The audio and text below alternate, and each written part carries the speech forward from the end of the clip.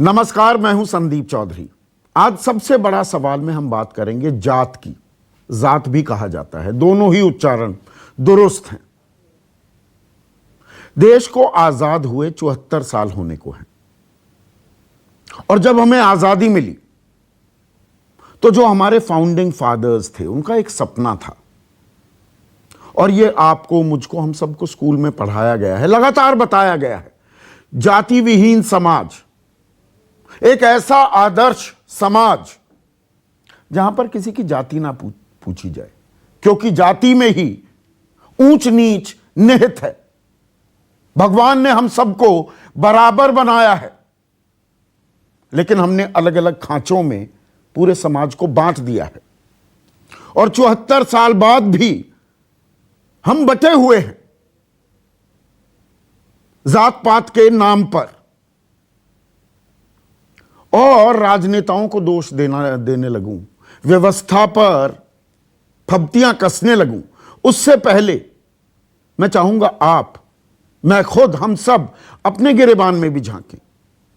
बतौर समाज, बतौर नागरिक, क्या हम खुद इस जातिवादी मानसिकता में नहीं फंसे हुए? शादी ब्याह की बात हो, जात पात पूछने लगते हैं।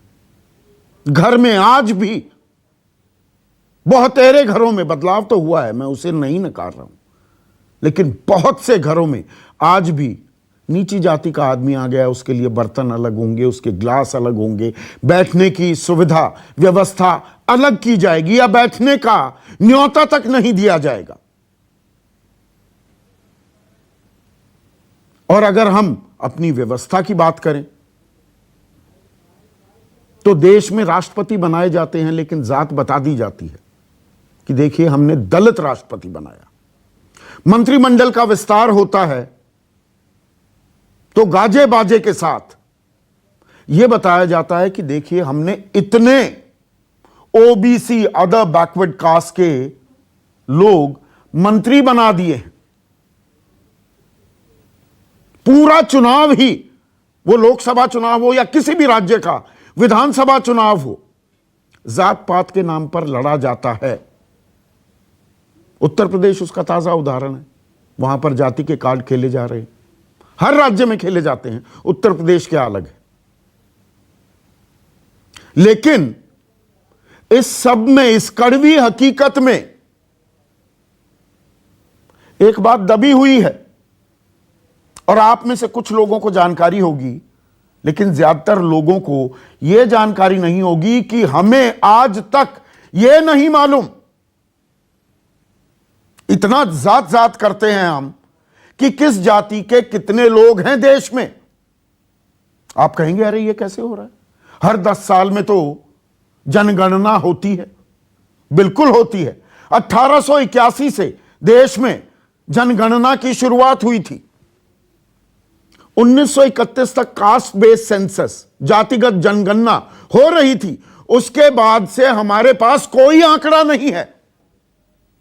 जो ये बताया जाता है ना, चुनावी रणनीति बनाई जाती है कि देखिए जी इस राज्य में इतने ब्राह्मण हैं, 12% ब्राह्मण हैं। उत्तर प्रदेश में बताया जाता है, कोई आंकड़ा नहीं है किसी के पास। या बिहार में जी कितने केवड़ी, कितने कुर्मी, कितने कुशवाहा, ये आंकड़ा ही नहीं है। और सब कुछ जात के आधार पर हो रहा है, लेकिन आंकड़ा नहीं है। और ऐसा नहीं है कि इसकी कोशिश नहीं की गई। देश के पहले गृह मंत्री ने तो जातिगत जनगणना का जो ये आइडिया था उसे ही खारिज कर दिया था, क्योंकि वो चाहते थे एक बराबर का समाज बन जाए देश में। लेकिन 2010 की बात मैं आपको बताता हूं। सवाल पूछा गया कि भाई जाति के आधार पर जनगणना क्यों ना हो। इस पर जबरदस्त बवाल कटा था और उसके बाद तत्कालीन प्रधानमंत्री मनमोहन सिंह ने कहा, I assure you that the cabinet will take a decision shortly. और जातिगत जनगणना हुई, लेकिन उसे सार्वजनिक नहीं किया गया कभी भी। और बीजेपी इसकी लगातार पैरवी कर रही थी।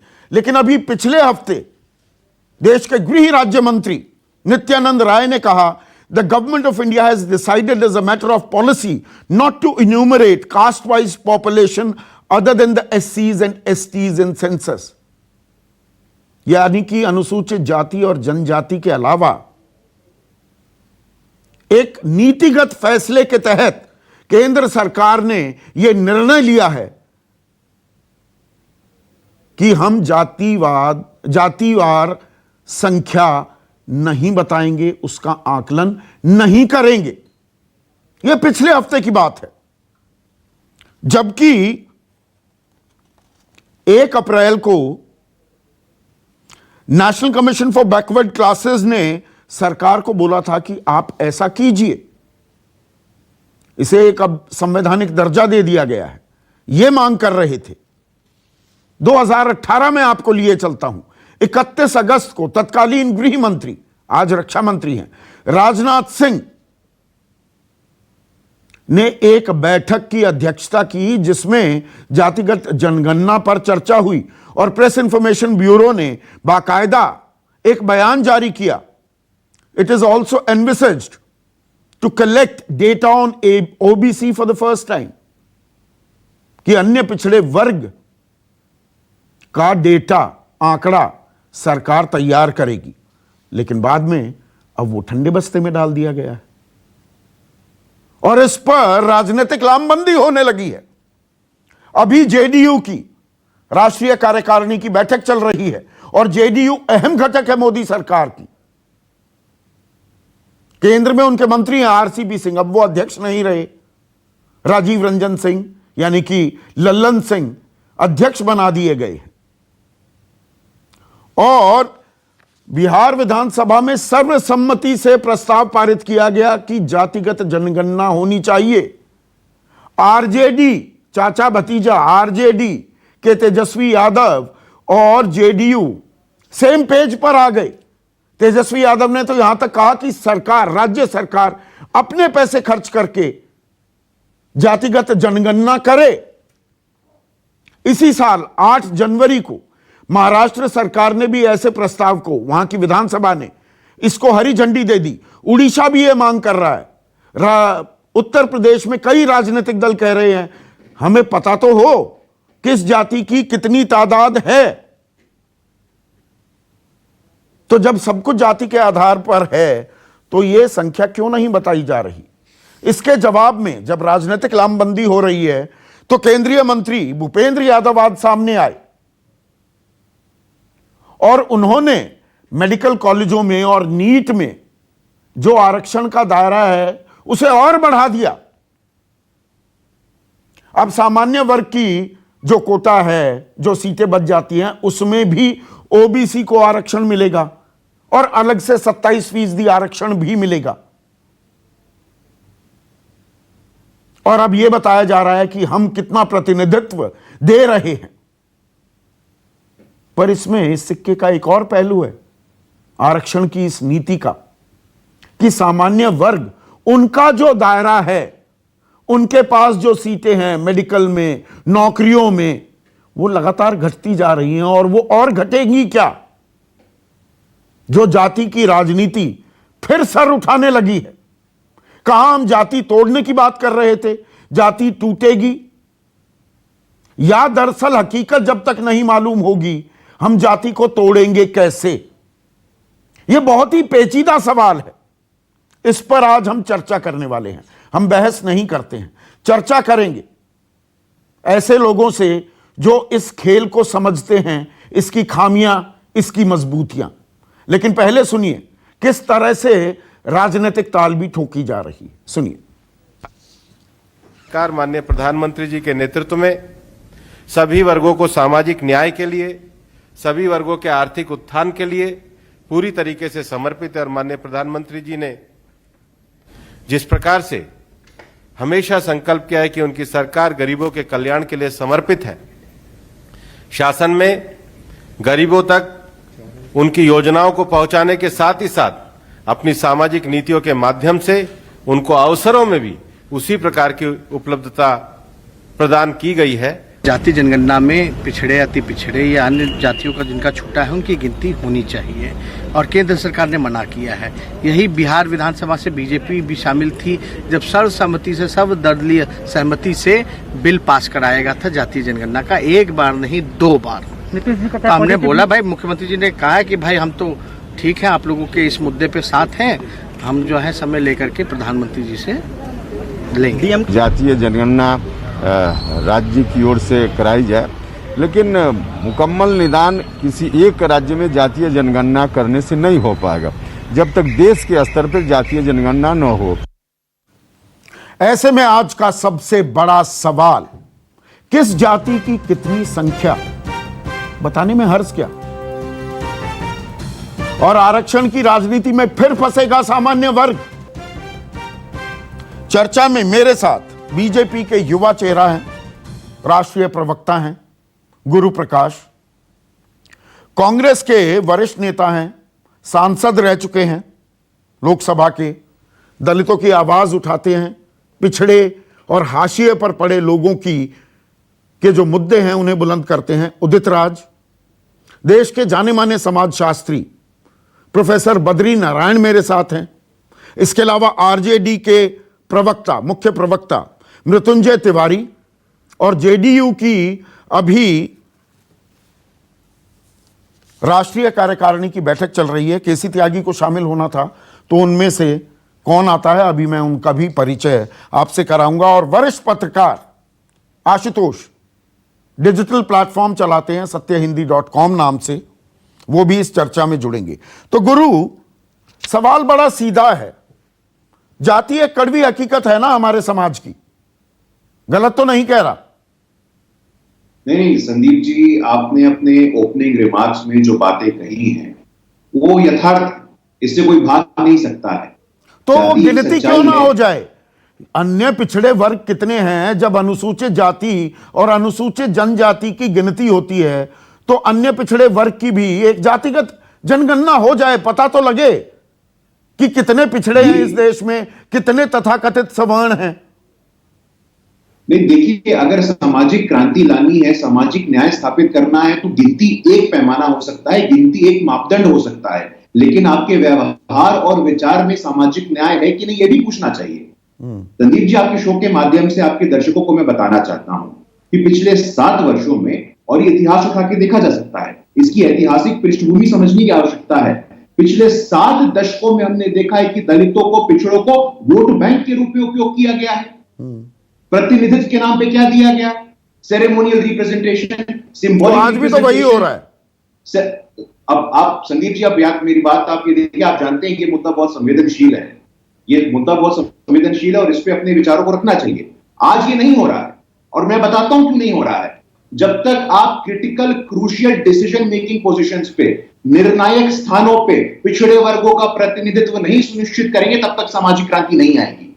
मैं बताना चाहता हूं संदीप जी आपको, मैं तो उस समाज से आता हूं, उस समाज का काम करता हूं और आप भली बात इस चीज से अवगत हैं।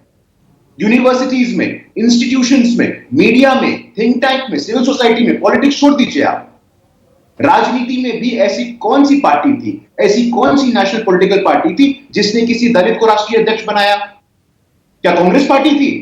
कतई नहीं। भारतीय जनता पार्टी ने स्वर्गीय बंगारू लक्ष्मण को पहली बार कोई दलित राष्ट्रीय अध्यक्ष बनता है। यह निर्णायक स्थान है। आज दलित समाज की, पिछड़े समाज की आकांक्षा क्या है? एक बहुत बड़ी चर्चा चलती है, आप रिस्ट्रिक्ट कर देना अभी आप कंफ्यूज कर रहे हैं। मैं आपकी भावनाओं का पूरा आदर करते हुए गुरु, अब आप दलित, देखिए अनुसूचित जाति जनजाति की बात नहीं कर रहा हूं मैं, अन्य पिछड़ा वर्ग भी है। अकेले दलित और अनुसूचित जाति जनजाति वाले ही वो पिछड़े नहीं है देश में। इस देश में जब 80 करोड़ लोग, उनको 5 किलो अनाज देना पड़ रहा है ना सरकार को, हालत क्या है? तो यहां पर भाई कौन, किस जाति की कितनी तादाद, कितनी संख्या, वो कितना पिछड़ा हुआ है, उसका एक पारदर्शी आकलन क्यों नहीं किया जाता? सवाल यहां है। संदीप जी, मुझे थोड़ा समय दीजिएगा। मैं पूरा समय दूंगा। मैं थोड़ा समय दीजिए। देखिए, जब देश के संसद के पटल पे प्रधानमंत्री जी कहते हैं कि पिछड़ा होना क्या है, वो समझते हैं क्योंकि वो पिछड़े समाज से आते हैं। पिछड़े होने का दंश किसी ने झेला है तो देश के प्रधानमंत्री ने झेला है, गरीब होने का दंश किसी ने झेला तो देश के प्रधानमंत्री ने झेला है। और बहुत बड़ा इसमें भी मैं एक तरमीम कर दूं, एक सेकंड, इसमें भी एक तरमीम कर दूं। देखिए, प्रधानमंत्री जिस जाति से आते हैं, 90 के दशक में वो पिछड़ी जाति में सम्मिलित हुई, गलत तो नहीं कह रहा हूं मैं, उससे पहले नहीं थी। ऑल द मोर रीजन कि जो पिछड़े हैं पता तो लगे पिछड़े कौन है। संदीप जी, निश्चित रूप से पता लगना चाहिए, निश्चित रूप से, लेकिन पिछड़े का दर्द समझता कौन है? क्या सिर्फ पिछड़ों की गिनती करके आप पिछड़े का दर्द समझ जाएंगे? तो दर्द, अरे गिनती नहीं करेंगे, दर्द समझ जाएंगे। अरे तो आखिरकार आप आज मंडल कमीशन रिकमेंडेशन किस आधार पर किया गया था? 52% का आकलन था ना।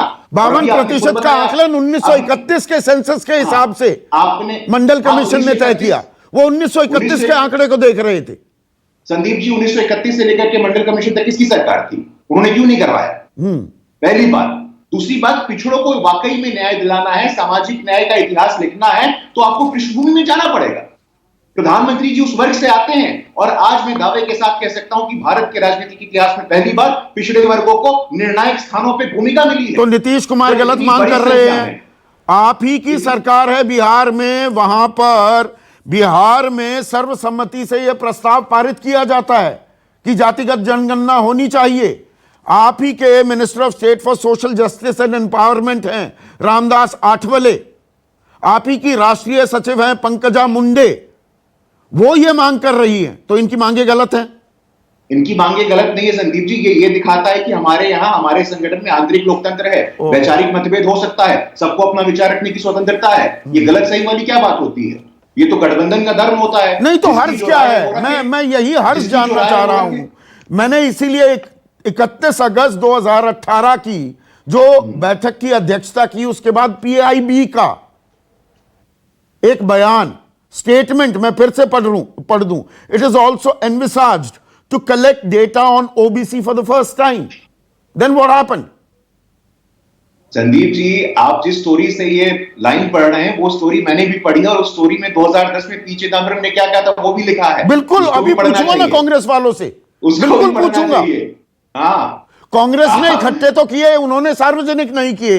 बाकी डेटा 2016 में सामने आ गया, एसईसीसी का नहीं आया, सोशल इकोनॉमिक कास्ट सेंसस का डेटा नहीं आया। और हम हर चीज जात पात पर करते हैं, हर चुनाव जात पात पर लड़ते हैं। संदीप जी, अब मैं दोबारा आपके ओपनिंग कमेंट पे जाऊंगा। बाबा साहेब अम्बेडकर ने कास्टलेस सोसाइटी की कल्पना की थी, लेकिन जाति सच्चाई है, जो एट्रोसिटीज है वो सच्चाई है। आज भी बहुत सारे निर्णायक स्थान पे दलित और पिछड़े वर्ग के लोग नहीं है, तो उनको लेकर के आना है। ये सिर्फ सिंबोलिज्म से काम नहीं चलेगा। सिर्फ लोगों ने पॉलिटिक्स किया है 7 दशकों तक, सिर्फ दिखाने के लिए। कितने लोगों को कांग्रेस पार्टी ने अध्यक्ष बनाया, कितने लोगों को जो सामाजिक न्याय की राजनीति करते थे संदीप जी। तो वो आंकड़ा क्यों नहीं आ रहा है? नीतीश कुमार की मांग गलत है क्या? मेरा बिल्कुल सीधा सवाल है। संदीप जी, मैं बता रहा हूं आपको, आप मुझे बोलने का मौका नहीं दे रहे। पिछले 1 मिनट में आप मुझे 15 बार हस्तक्षेप कर चुके हैं। बोलिए। नहीं, देखिए, सामाजिक न्याय पे जिन लोगों ने पॉलिटिक्स की शुरुआत की थी संदीप जी, उन्होंने बात तो जमात की बात तो बहुजन की, फिर गाड़ी रुकी जात पे, और फिर अंततोगत्व एक परिवार और एक व्यक्ति पे रुक गई है। वो चाहे समाजवादी पार्टी देखिए आप, राष्ट्रीय जनता दल देखिए आप, एक परिवार के बियॉन्ड किसी को कुछ दिखता ही नहीं है। लेकिन वाकई में असल मायने में सामाजिक न्याय के पैरोकार यदि कोई है तो भारतीय जनता पार्टी है। भारतीय जनता पार्टी जेडीयू नहीं है, जेडीयू भी परिवारवाद की पार्टी है।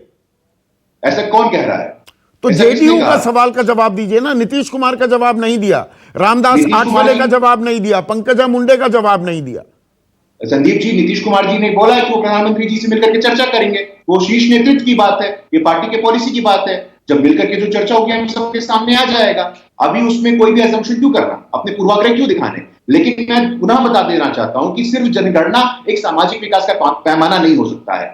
Only caste census cannot be the sole indicator of whether there is social justice or not. You have to ensure representation. Doctor Sunil Singh जुड़ गए हैं मेरे साथ जेडीयू से। एक सेकंड, डॉक्टर सुनील सिंह, ये अजीबोगरीब डबल इंजन है आपका। एक इंजन कहता है जातिगत जनगणना होनी चाहिए, सर्वसम्मति से प्रस्ताव पारित होता है विधानसभा में, दूसरा इंजन मना कर रहा है। संदीप जी, हम लोग डबल इंजन की सरकार है, गठबंधन की सरकार। हमारी विचारधाराएं कुछ मामले पर निश्चित अलग हैं, लेकिन हम लोग चर्चा करके एक निष्कर्ष पर पहुंचते हैं। जातीय जनगणना के मामले में यह स्पष्ट राय है माननीय नीतीश कुमार जी का कि चूंकि जाति एक सच्चाई है और इंडिया जो है एक वेलफेयर स्टेट है, वेलफेयर स्टेट के लिए जो गरीब और पिछड़े हैं उनके उत्थान के लिए, पॉलिसी मेकिंग के लिए अगर जातीय जनगणना रहेगी तो कौन सी जाति का कौन इलाके में ज्यादा है, कहां से, ताकि जात और गरीबी जो सामाजिक होते हैं वो सोशली एंड एजुकेशनली बैकवर्ड भी होते हैं गरीब लोग, तो जाति एक सच्चाई है, उसी आधार पर आप तो डेवलपमेंट वो सच्चाई, वो कड़वी हकीकत जिसे दूर करने का सपना हमारे फाउंडिंग फादर्स ने देखा, उसे हटाने, सफाया करने के बजाय उसकी जड़ें और मजबूत कर रहे हैं क्या आप अपने राजनीतिक फायदे के लिए? नहीं संदीप जी, इसको दूसरे चश्मे से आप चश्मे से देखिए। ये सारे अगर विकसित हो जाएंगे तो विकसित राज्य और विकसित देश में अगर सारी जातियां का उत्थान हो जाएगा, क्योंकि अगर आप जातियों का और गरीबी का जानेंगे तो आपको डेवलपमेंटल प्रोग्राम्स और वेलफेयर प्रोग्राम्स बनाने में आसानी होगी। तो इंडिया में अनुसूचित जाति और अनुसूचित जनजाति के तो आंकड़े हमेशा से हैं, उनका कितना उत्थान हो गया 74 साल में? देखिए आप एक दो मतलब अगर पूरी तरह अगर जाति आधारित हमें जगह जगह पर होगी तो जगह जगह पर अगर सेंसस होगा तो इलाके के एक डिस्ट्रीब्यूशन, एक कौन से कास्ट का डिस्ट्रीब्यूशन है उसके मुताबिक हमारा डेवलपमेंट, और आप फिर से कह रहे हैं इंडिया वेलफेयर स्टेट है तो कल्याणकारी योजनाएं बनती हैं। कल्याणकारी योजनाएं समाज के अंतिम पायदान पर बैठा व्यक्ति के पास जाए, इसके लिए जरूरी है कि हमारे पास जाति आधारित जनगणना भौगोलिक स्थिति के उससे ज्यादा कहीं बेहतर पैमाना ये ना हो कि गरीबों की संख्या कहां है। मैं फिर से वो 80 करोड़ लोगों के पास आऊंगा। 130-35 करोड़ की जनसंख्या में आज की तारीख में सरकार उसकी ताल ठोकती है। मैं दूसरा इसका चेहरा दिखाना चाहूंगा। 130-35 करोड़ के देश में 5 ट्रिलियन इकोनॉमी की हम ताल ठोकते हैं, विश्व गुरु बनने की बात करते हैं। 80 करोड़ लोग 5 किलो अनाज यानी कि चावल या गेहूं पर ही निर्भर हैं, तो ये गरीब हैं। ये सारे दलित और अनुसूचित जनजाति के लोग हैं, अन्य पिछड़े वर्ग के ही हैं। गरीबी क्या जात पात के हिसाब से बटी हुई है? गरीबों का तो आंकड़ा है ना सरकार के पास। निश्चित ही गरीबी का भी जनगणना होनी चाहिए। और जैसा देखा गया है, अगर आप लोगों को यहां पर देख लीजिए, सोशल इंजीनियरिंग में देखा गया है कि गरीबी भी ज्यादातर जाति आधारित है। हमारे जो दलित हैं, अल्पसंख्यक हैं, पिछड़े हैं, उनमें गरीबी ज्यादा है। तो अगर जातिगत जनगणना रहेगी हमारे पास और गरीबी की भी रहनी है तो हम पॉलिसी मेकिंग में सीधा सोशियो इकोनॉमिक कास्ट सेंसस जो 2011 में था उसमें जाति की चीज छिपा ली, पर गरीबों का भी क्या मुकम्मल आंकड़ा है हमारे पास? देखिए, पास्ट में नहीं जाके गरीबों का चीज जो छुपाया, मैं फिर कह रहा हूं कि वैसे पार्टियां जो राजनीति के लिए आज अपना स्टैंड बदलती हैं उनको अपने पुराने पृष्ठभूमि पर जानी चाहिए कि उन्होंने क्या किया। हमारा स्टैंड नहीं बदला है, हमारा स्टैंड स्पष्ट है कि हम फिर से भाजपा के शीर्ष नेतृत्व से, हमारा शीर्ष नेतृत्व चर्चा करेगा और हम जातीय जनगणना के बिहार के और देश के परिप्रेक्ष्य में उसके फायदे बताएंगे। उसमें चाचा और भतीजा साथ आ जाते हैं। मतलब राजनीति इस कदर की है ना जाति की कि नीतीश और Tejashwi they are on the same page. देखिए, सामाजिक उत्थान में ना कोई पक्ष है ना कोई विपक्ष है, विचारधाराएं हैं। लोहिया के विचारधाराएं, जयप्रकाश नारायण की विचारधाराएं, भीमराव अंबेडकर जी की विचारधाराएं, तो विचारधाराओं पर कभी कभी मेल होता है उसमें। तो वो अगर देखिए, सामाजिक उत्थान के लिए ना को मैं बराबर कहता हूं कि आपदा, सामाजिक उत्थान, अन्य चीजों पर पक्ष विपक्ष की राजनीति नहीं होती। हम प्रधानमंत्री जी से, तो सामाजिक उत्थान के लिए मृत्युंजय तिवारी आप साथ आ गए, नीतीश और तेजस्वी।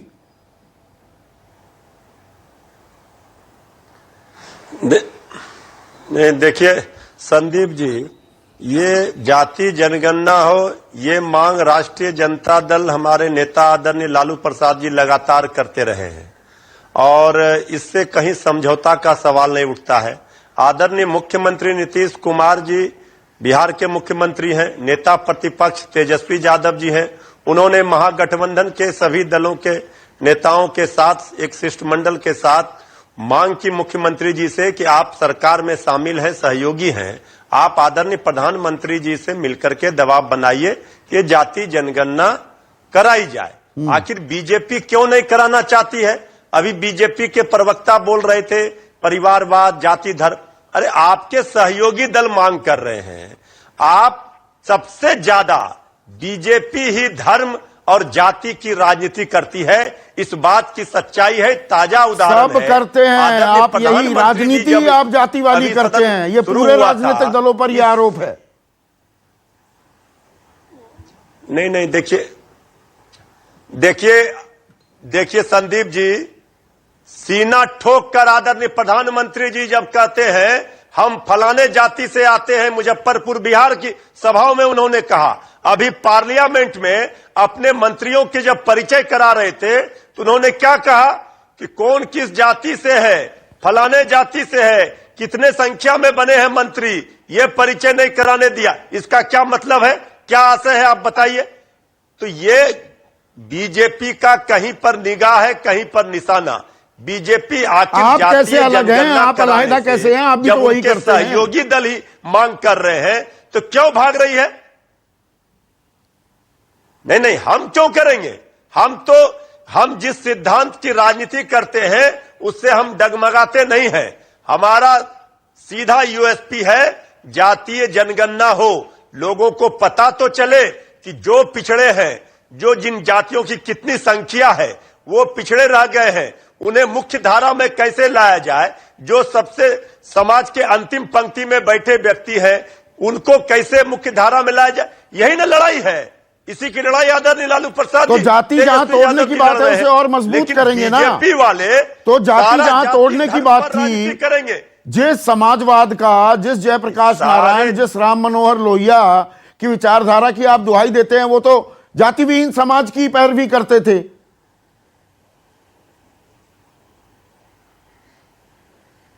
नहीं तो हम लोगों ने तो, हम तो कह रहे समरस समाज की बात कर रहे, ये तो गरीबी और अमीरी जो पिछड़े रह गए हैं, अभी भी पिछड़े हैं। अगर जाति जनगणना में ये पता चल जाए कि किस जाति की कितनी संख्या है, आबादी है, उस हिसाब से अगर उनको लाभ पहुंचेगा तो इसमें बुराई क्या है संदीप जी? नहीं, बुराई कोई नहीं है। तो मतलब आप ये कह रहे हैं, उदित राज, एक सेकंड, उदित राज, आप तो ब्यूरोक्रेट भी रहे हैं, सांसद भी रहे हैं, यानी कि सरकारों के पास, हमारी व्यवस्था के पास 74 साल बाद भी जाति के अलावा कोई पैमाना नहीं है यह पता लगाने के लिए कि हमारी कितनी जनसंख्या गरीबी रेखा से नीचे है, कितनी जनसंख्या के पास शिक्षा पहुंच नहीं पा रही है, तालीम का अभाव है, उनको बराबरी के दर्जे पर लाना है। जाति के अलावा हमारे पास कोई पैमाना नहीं है, मतलब 74 साल में।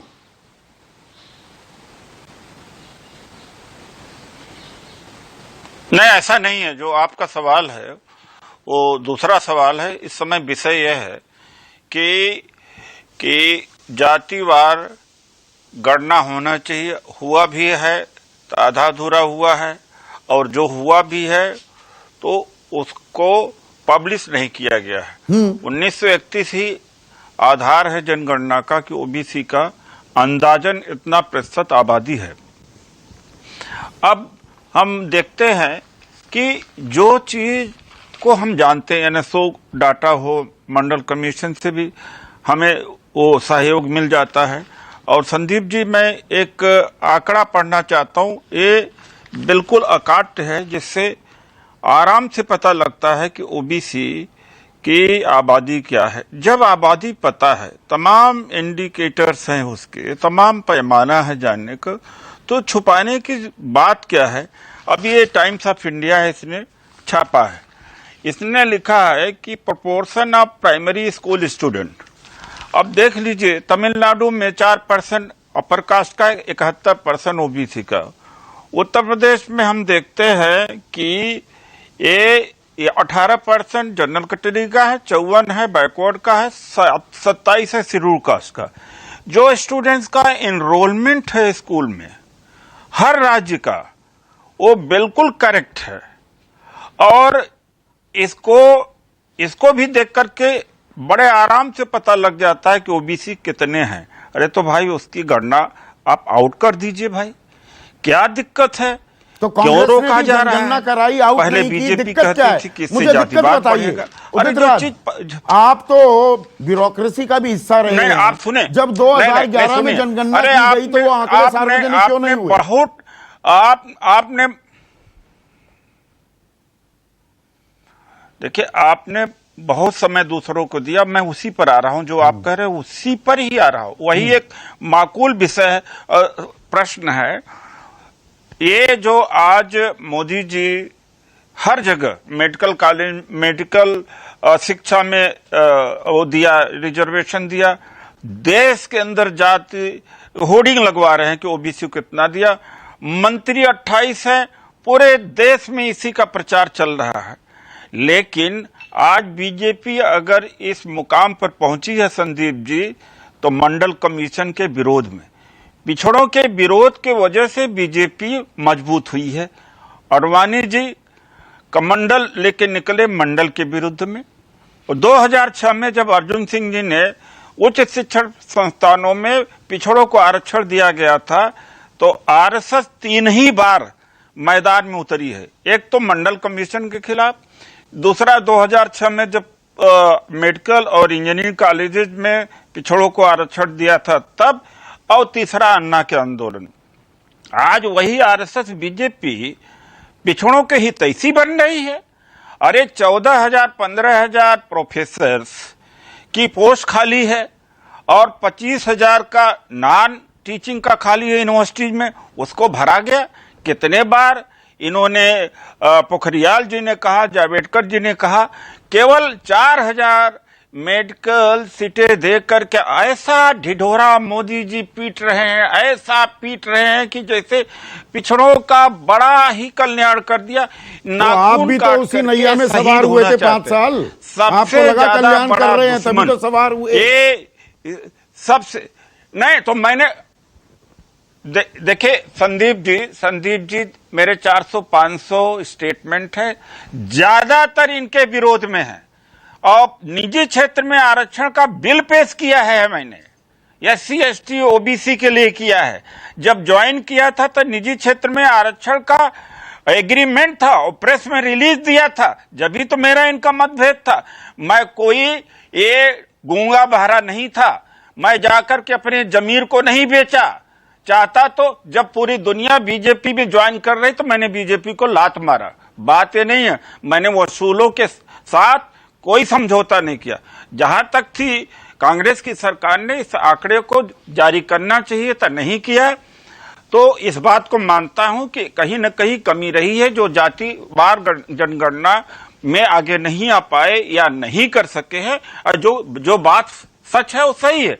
लेकिन आज के दिन में निजीकरण के माध्यम से रिजर्वेशन खत्म करने का काम कौन कर रहा? मोदी जी ही किए। नौकरियां खत्म कर दिया। 43 यूनिवर्सिटीज हैं जिसमें एक तो वाइस चांसलर अब मेडिकल कॉलेजों में नीट की परीक्षा में दायरा और बढ़ा दिया है ओबीसी आरक्षण का। केवल एक आधा मिनट के लिए, आधा मिनट के लिए, एक आज क्या हुआ? कोविड की मार, बंगाल की हार, किसानों के आंदोलन से जो वोट खिसक गया है उसकी रिकवरी के लिए ये पहले तो कमंडल था, अब मंडल को हथियाना चाहते हैं। वोट बैंक, यानी वोट, पहले आरएसएस बीजेपी कहता था अरे कोई जात इस देश में है ही नहीं। 100 वर्ष से बीजेपी का यही आरएसएस का प्रचार, अरे सब हिंदू हैं, सब हिंदू। अब तो भाई कोई हिंदू है ही नहीं आरएसएस के हिसाब से, मोदी जी के हिसाब से। कोई काशी है, कोई धोबी है, कोई बघेल है, कोई पाथी है, कोई माझी है, सारा यही पूरा देश में इस समय ये लोग बता रहे हैं। तो विपक्ष क्या कर रहा है? वो भी तो यही चाह रहे हैं ना। मैं पूछना चाहता हूं, you are hitting the nail on the head. एक सेकंड, प्रोफेसर बद्री नारायण अब स्क्रीन पर। प्रोफेसर बद्री नारायण, देखिए वही सवाल मैं तीसरी बार पूछ रहा हूं। मतलब परिकल्पना क्या थी? जाति विहीन समाज हो, हम सब बराबर हों, और यहां 74 साल बाद यह जाति और मजबूत होती दिख रही है दोनों तरफ से। मतलब सरकार, बीजेपी जनगणना नहीं कराएगी, जातीय जनगणना, पर बताएगी देखो कितने ओबीसीज को मंत्री बना दिया। प्रधानमंत्री अपनी जाति बताएंगे, मेडिकल कॉलेजों में दायरा और बढ़ा दिया जाएगा, जातिगत जनगणना नहीं होगी, और विपक्ष कहेगा जातिगत जनगणना करो। तो जो चीज हटाने का सपना था उसको तो और मजबूत किया जा रहा है। देखिए संदीप जी, एकदम आपने जो बात कही है उसको थोड़ा इस संदर्भ में समझे हम लोग कि जो जनगणना है उसका भारत में जाति व्यवस्था, भारतीय राजनीति में जाति भाव के मजबूत होने का बहुत बड़ा कारण जनगणना रही है। अगर आप ऐतिहासिक रूप से देखें तो अंग्रेजों ने जब पहली बार जनगणना किया तभी जातियां डॉक्यूमेंटेड होके प्रिंटेड हो गई। यानी उसके पहले निकोलस डर्क्स एक इतिहासकार हैं, वो बताते हैं कि भारतीय व्यवस्था समाज में जातियों में मोबिलिटी की बहुत संभावना थी, जो जनगणना के बाद एकदम खत्म हो गई। अब मोबिलिटी संभव ही नहीं है।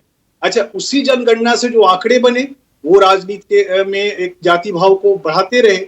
अब अगर फिर आपको जनगणना में जाति ले आना है तो आप ले आइए, कोई उसमें विवाद नहीं है, और जाति है ही राजनीति में। लेकिन आपको ये मानना पड़ेगा कि उससे जाति भाव कमजोर नहीं होगा, जाति भाव मजबूत ही होगा डेमोक्रेटिक पॉलिटिक्स में। और लेकिन उसमें दूसरा क्या होगा कि जो डिस्ट्रीब्यूशन ऑफ डेमोक्रेटिक रिसोर्सेज हैं, हो सकता है उनकी पूरी गणित बदल जाए। यानी हो सकता है जिसको अभी आप बहुत छोटी संख्या, यानी इसके मैं पॉजिटिव भी बता रहा हूं कि जो जिसको आप छोटी संख्या बता रहे हैं, हो सकता है वो बड़ी संख्या भी हो। यानी दलितों में ही जो छोटी छोटी जातियां हैं, ओबीसी में जो ओबीसी में छोटी जातियां हैं, वो हो सकता है उनकी संख्या भी बढ़ गई हो और वो कईयों से बड़ी भी हो सकती होंगी। ये कहना बहुत मुश्किल है कि ये गणित कहाँ जाएगी और ये खेल कहाँ जाए, मतलब ये अगर होगा तो कहाँ जाएगा। तो ये जो जनगणना है, एक तो हमें समझना होगा कि जनगणना से ही पहली बार भारतीय राज्य व्यवस्था में और भारतीय डेमोक्रेटिक इलेक्टोरल पॉलिटिक्स में जाति भेद, जाति भाव बढ़ा था कॉलोनियल टाइम में, और इस पर बहुत अध्ययन हुए हैं कि कितने उस समय किस तरह से जातियां एग्रेसिव हुई, किस तरह से जातीय असर्शंस बढ़ा उस समय। और दूसरी बात जो है कि अगर ये होता है तो किसी को मतलब इससे कुछ लूज जो होगा सो होगा, कर भी सकते हैं आप, लेकिन करिए, लेकिन उसके और समाज कितना भी बटे चुनावी फायदा लेंगे जाति जाति करके, ये खेल अब फिर से शुरू हो गया। हाँ, चुनावी फायदे के लिए ही वो चुनावी फायदे वैसे भी जातियों से ली जाती है, लेकिन वो जातियां जब आपके पास गणना होगा तो आपको मोबिलाइजेशन के लिए एक और टूल मिल जाएगा, बहुत स्ट्रॉन्ग टूल मिल जाएगा आपके पास। तो फिर ये जातीय जनगणना क्यों नहीं हो रही है? जब हम अनुसूचित जाति और जनजाति का आंकड़ा जारी करते हैं तो अन्य पिछड़े वर्ग का भी क्यों ना हो जाए, जातियों का क्यों ना हो जाए? उसके होने से कोई लॉस नहीं है, लेकिन उसके पक्ष भी हैं और विपक्ष भी हैं, उससे फायदे भी हो सकते हैं, घाटे भी हो सकते हैं। आपको उसके लिए तैयार रहना होगा। लेकिन सबसे बेहतर ये स्थिति हो कि गरीबी की गणना हो, जो अभी बात हो रही थी, जो गांव में एक मुहावरा है कि जाति न जो नींद न जाने छूटी खाक और भूख न जाने जात कुजात।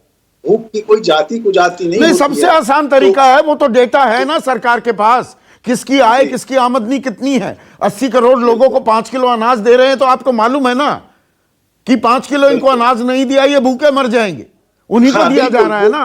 बिल्कुल, तो गरीबी की गणना की सवाल भी उठाए जाने चाहिए, और मुझे लगता है कि वो सवाल गौण हो जाते हैं। हाँ, उससे किसी को, हमारे जैसे लोगों को इतराज नहीं है, क्योंकि हम तो समाज को पढ़ने वाले लोग हैं, हम उससे एक सामाजिक प्रक्रिया को समझेंगे। लेकिन गरीबी की गणना भी जरूरी है और वो भारतीय समाज की एक बड़ी जरूरत है, उसे हमें समझना होगा। संदीप जी, ये बड़ा खतरनाक खेल चल रहा है क्या आशुतोष, कि मतलब दरअसल ये किस तरफ जा रही है, ये पूरी राजनीति किस तरफ जा रही है कि पूरे देश को जातीय आधार पर बांट दो कि भाई कितने ब्राह्मण हैं, कितने कुर्मी हैं, कितने केवड़ी हैं, कितने जाट हैं, कितने वैश्य हैं। हम तो उस तरफ जा रहे हैं, फिर उसी हिसाब से उसी अनुपात में सबका आरक्षण कर दो। ये उस राह पर चल पड़े हैं क्या हम?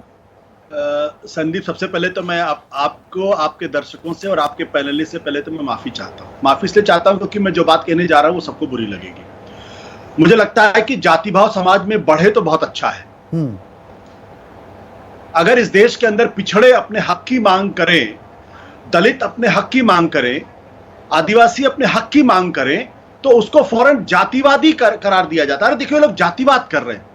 लालू यादव, मुलायम सिंह यादव, मायावती, कांशीराम अगर अपने वर्ग के लोगों के, अपने समाज के लोगों के हक की बात करते हैं तो इनको विशुद्ध तौर पर जातिवादी करार दिया जाता है। और जिस तरीके से इनका नाम लिया जाता है, लालू को ललुआ कहा जाता है, मुलायम को मुलायमा कहा जाता है, मायावती को मायावतिया कहा जाता है, कांशीराम कांशीरामा कहा जाता है।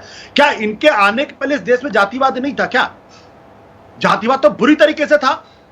क्या ब्राह्मण लोग अपनी शादी किसी और जात में करते थे? क्या यादव किसी और जात में शादी करते थे? क्या वहां तो गोत्र भी देखा जाता था? तो जब जाति इस देश की सच्चाई है, हम उससे मुंह क्यों मोड़ रहे हैं? पहली बात तो ये।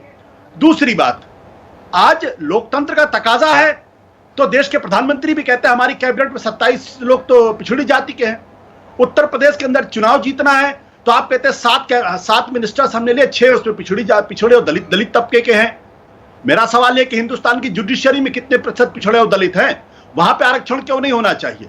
आप बता दीजिए। मौजूदा सुप्रीम कोर्ट में एक डेटा निकलना चाहिए, आजादी के बाद से अब तक कितने जजेस हैं जो दलित हुए, उसमें से कितने जजेस चीफ जस्टिस ऑफ इंडिया बने, हिंदुस्तान के फॉरेन सेक्रेटरी कितने दलित बने, कितने पिछड़े बने, हिंदुस्तान के होम सेक्रेटरी कितने दलित बने, हिंदुस्तान के कैबिनेट सेक्रेटरी में कितने लोग दलित बने, हिंदुस्तान के वाइस चांसलर में कितने दलित, कितने पिछड़े बने। तो अगर आप हिंदुस्तान की आबादी के 80% लोगों को किनारे करके सारी सत्ता की मलाई अपर कास्ट रखना चाहता है तो ये तो नहीं चलेगा। तो और जब वो पिछड़े गरीब नहीं है, अपर कास्ट में पिछड़े नहीं है, अपर कास्ट में ऐसे लोग नहीं हैं, जो सामान्य वर्ग है उसका दायरा सिकुड़ता चला जाएगा। मेरा सवाल वही, फिर तो आपकी जाति के आधार पर इस देश को पूरे को बांट दो कि इतने प्रतिशत ये लोग, इनको इतने प्रतिशत नौकरियां मिलेंगी। ये तो करना पड़ेगा। आज नहीं करोगे, कल आपको करना पड़ेगा। 1990 के पहले मंडल कमीशन लगाने के पहले कोई ये बात नहीं सोचता था, लेकिन मंडल कमीशन लगाने के बाद तो मतलब मेरिट के कोई मायने नहीं, मेरिट के कोई मायने नहीं, आपका जितनी आबादी उसी अनुपात में नौकरियां मिलेंगी। मेरिट एक इतना बड़ा तिलस्म, इतना बड़ा छलावा है जिसको जितनी जल्दी हम छोड़ दें तो बहुत अच्छा है। इस देश के अंदर मंडल कमीशन लागू हुआ 1991 के बाद से हिंदुस्तान ने प्रगति किया, हिंदुस्तान पीछे चला गया? आप मुझे बताइए। हिंदुस्तान के अंदर जब कोवेलिशन पॉलिटिक्स थी तब हिंदुस्तान की जीडीपी आगे बढ़ी या पीछे चली गई? ये जो कहा जाता है कि मेरिट तो फिर आप जिंदगी भर जो विकास हुआ वो आर्थिक सुधारों के चलते हुआ या सामाजिक सुधार के चलते हुआ? अभी उदित राज कह रहे हैं प्राइवेट सेक्टर में कितनी रिजर्वेशन है? ज्यादा विकास तो सकल घरेलू उत्पाद में विकास दर में इजाफा जो हुआ वो तो कॉर्पोरेट इंडिया के चलते हुआ ना, वहां कौन सी रिजर्वेशन है? मुझे लगता है जितनी जल्दी कॉर्पोरेट इंडिया में पिछड़ों और दलितों को भागीदारी मिल जाए उतना अच्छा है, नहीं तो छीन लेंगे ये लोग। और मैं आज कह रहा हूं आपसे, ये कोई एहसान नहीं कर, अभी मैं गुरुप्रकाश जी को सुन रहा था, उन्होंने कहा था पिछड़ों को, दलितों को मेन स्ट्रीम में लाना है। आप कौन होते हो लाने वाले भाई? आज भी आपकी वही मेंटर मानसिकता है कि हम एहसान कर रहे हैं, हम आपको मेन स्ट्रीम में लाने वाले। वो मेन स्ट्रीम में है, वो मेन स्ट्रीम में आके छीन लेंगे। आज आपने जुडिशरी में उनको रिजर्वेशन नहीं दे रखा है, आज आपने वाइस चांसलर्स उनको बनाने नहीं दे रहे। हिंदुस्तान की तमाम यूनिवर्सिटीज को आप देख लीजिए, वहां पे प्रोफेसर्स की संख्या अगर आप निकाल लीजिए, उसमें जाति विशेष के लोगों का 90% कब्जा है और बाकी की जो 80% आबादी है उनको 10% भी रिप्रेजेंटेशन नहीं। क्यों? आप साउथ अफ्रीका की क्रिकेट टीम का उदाहरण लीजिए, अभी लेटेस्ट उनका गाइडलाइन है। उन्होंने कहा 2022 के बाद से 11 में से 7 लोग कलर्ड होंगे, जिसमें से 7 लोग कलर्ड होंगे, 4 व्हाइट होंगे। साउथ अफ्रीका की क्रिकेट टीम कमजोर है क्या? जो मेरिट की बात करने वाले लोग हैं, क्या साउथ अफ्रीका की टीम कमजोर है? अगर ब्लैक्स में से नेशनल मंडेला निकल सकते हैं, मार्टिन लूथर किंग निकल सकते हैं, बाबा साहब अंबेडकर निकल सकते हैं, ज्योतिबा फूले निकल सकते हैं, तो हम ये मेरिट की बात क्यों करते? क्या पढ़ने लिखने का ठेका खाली एक जाति विशेष के लोगों ने ले रखा है? दलित नहीं पढ़ सकता? बाबा साहब अंबेडकर से पढ़ा लिखा कौन था हिंदुस्तान? कोई मना नहीं कर रहा, पर इसका मैं वही उलट तस्वीर पर अभी मैं अपने पॉइंट पर कायम हूं। प्रोफेसर बद्री नारायण, फिर सामान्य वर्ग, उसमें जो गरीब हैं, जो हाशिए पर पड़े हुए लोग हैं, वो मुंह ताकते रहें। नहीं संदीप जी, पहले तो मैं ये बताना चाहता हूं, जो अभी आशुतोष जी कह रहे थे, आशुतोष जी इससे बहुत सहमति है, लेकिन एक बात जो कह रहे हैं कि जाति भाव या जाति बोध और सामाजिक ग्रुप का एम्पावरमेंट दो अलग अलग चीज है, दोनों एक जगह मिला हुआ नहीं है। ये जो मिला देते हैं वो सरलीकरण है। यानी कांशीराम एक दलित एम्पावरमेंट के लीडर रहे हैं, बहुजन एम्पावरमेंट के लीडर रहे हैं, वो किसी जाति के लीडर नहीं रहे हैं। और यही हुआ है तमाम नेताओं के साथ भी। अब देखने वाले देखते हैं उस तरह से, लेकिन तो ये जो दोनों मिला रहे हैं वो गलत है। दूसरी बात ये है कि जो एकदम सही है कि मेरिट की कोई जाति नहीं होती है, मेरिट कहीं भी हो सकता है। और ये भी सही है कि डेमोक्रेसी जैसे जैसे ग्रो करेगी ये जातियां और समूह अपनी हिस्सेदारियां लेंगी। लेकिन सवाल है कि जो प्रश्न आप खड़ा कर रहे हैं कि क्या हिस्सेदारियां समाज में बांट करके ही विकास संभव है या बांट करके एक अखंड बना करके विकास संभव है? यानी खंड खंड को कितना खंड खंड करेंगे? ये बहुत अहम सवाल है। आखिरी कमेंट चाहूंगा गुरु आपसे, और आप युवा भी हैं और आपका समाज भुक्त भोगी भी रहा है जो हमारी व्यवस्था रही। तो समाज को और बांट के विकास होगा या जोड़कर विकास होगा? नहीं संदीप जी, मैं अभी सुन रहा था आशुतोष जी की बातों को, और आशुतोष जी को आज पीड़ा है इस विषय पे, ये जानकर के मैं खुश हुआ। आशुतोष जी मीडिया पे इतने सीनियर पोजीशन पे रहे हैं, आपने क्या सुनिश्चित किया है? कभी आपने सुनिश्चित किया कि मीडिया में सोशल डाइवर्सिटी रिफ्लेक्ट हो? नहीं किया है। लेकिन आज संदीप जी मैं सीना ठोक के कहता हूं, मैं जिस राजनीतिक संगठन से आता हूं उस संगठन में सबसे अधिक एमएलए एमपी दलित समाज से आते हैं, उस संगठन के दलित राष्ट्रीय अध्यक्ष रह चुके हैं। और आज कांग्रेस जो कहती है, कांग्रेस में राजीव गांधी जी का 1990 का संसद भवन का भाषण है, उन्होंने वीपीसी के रिकमेंडेशन का विरोध किया था। वो छोड़िए, काका कालेलकर जो बैकवर्ड क्लास फर्स्ट कमीशन था उसका विरोध किया गया था। मंडल का विरोध तो आरएसएस ने भी किया ना, आपके प्रेरणा स्रोत ने भी उसका सीधा विरोध किया कि समाज बच जाएगा, हमें कास्टलेस सोसाइटी चाहिए। आरएसएस की स्टेटेड पोजीशन है। नहीं तो संदीप जी, आज तक हम सबका साथ, सबका विकास, सबका विश्वास की बात करते हैं, इसमें सभी वर्गों की बात है। और आपने आप मंडल लेकर चले थे, मंडल की काट निकालने के लिए, ये भी एक जग जाहिर है। देखिए, इतिहास को, अतीत के फैक्ट्स को इधर उधर मत कीजिए। संदीप जी, गरीब सवर्णों को आरक्षण किसने दिया, मैं पूछना चाहता हूं आपसे। गरीब सवर्णों की बात किसने की है? और आप बार बार ये सवाल पूछ रहे कि सवर्ण में गरीब नहीं है क्या? गरीब सवर्ण भी है और उनको भी प्रतिनिधित्व और आरक्षण की जरूरत है। वो मोदी जी ने ही सुनिश्चित किया 2019 में, और ये कोई पॉलिटिकल मूव नहीं था। तो अब जाति फिर से सेंटर स्टेज पर आ गई है। वो पुरानी कहावत है ना, जात ना पूछो साधु की, पर अब जात पूछने की बात कही जा रही है कि भाई पूछो, हम बताएंगे हम किस जाति के हैं, हमारी तादाद कितनी है, और उसी हिसाब की भागीदारी हमारी सुनिश्चित की जाए। अभी जातीय जनगणना तो नहीं हो रही है, लेकिन सरकार एक अपना नैरेटिव चला रही है और विपक्ष अपनी राजनीति कर रहा है। सोचना आपको है, इसी से ही यही तरीका है विकास का, या दरअसल ये एक बड़ा आसान शॉर्टकट हमारी राजनीतिक जमात ले लेती है, हमें बांटकर एक स्वप्न दिखाकर वोट हासिल करने का ये तरीका है, या दरअसल देश का सही विकास करना है तो हाशिए पर जो पड़े लोग हैं, वो किसी भी समाज, किसी भी जाति के क्यों ना हो, उनके डेटा है ना सरकार के पास, उनके लिए सही मायने में जन कल्याणकारी काम हो, उन्हें शिक्षा, तालीम, बराबरी का हक दिया जाए। मुश्किल रहा है, उसके बारे में भी कोई सोचेगा। नमस्कार। नमस्कार, मैं हूं मानक गुप्ता। अगर आपको हमारा ये वीडियो पसंद आया हो तो इसे लाइक और शेयर जरूर करें, और हां, हमें सब्सक्राइब और फॉलो करना ना भूलें ताकि आप देश और दुनिया की कोई खबर मिस ना करें। तो जुड़े रहिए हमारे साथ और देखते रहिए न्यूज़ 24।